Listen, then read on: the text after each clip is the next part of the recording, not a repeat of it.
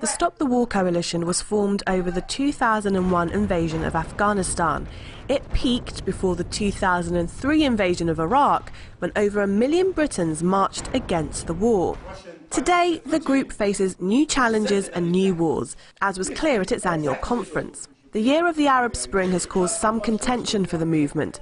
The conference kicked off with disagreement and heated exchange over Libya, with some thinking the coalition should have campaigned harder and stronger against the NATO bombardment of the country. But what was unanimously agreed was that despite any difference of opinion on domestic issues or leadership, Stop the War coalition is against imperialist agenda and interference in any form in the Middle East.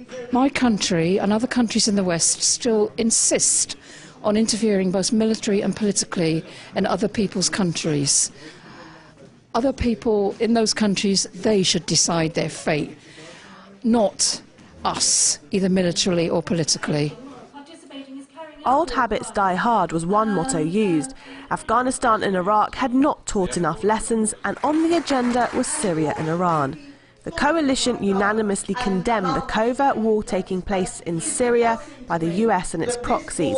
Many said the opposition movement there had been hijacked. And the main focus of the coalition's campaign is now Iran. Activists said that whatever they think of its domestic policy, Iran is a country that has become a serious threat to Western imperialism. And that's why the West isn't really interested in a negotiated solution to the nuclear issue, but actually in regime change. The US and its allies accuse Iran of building a nuclear, a claim Iran denies. The so-called nuclear crisis is actually a fabrication, is been manufactured by the West in order to isolate Iran and put pressure on Iran in a completely illegitimate way. And this is just a means for them to pave the ground for creating internal division in the country, to foment unrest inside the country, and to prepare for their programs for regime change in Iran. Here they believe the so-called war on terror continues over a decade on, and they want to continue to oppose it. The Stop the War coalition was set up in the wake of the invasion of Afghanistan and the war on terror.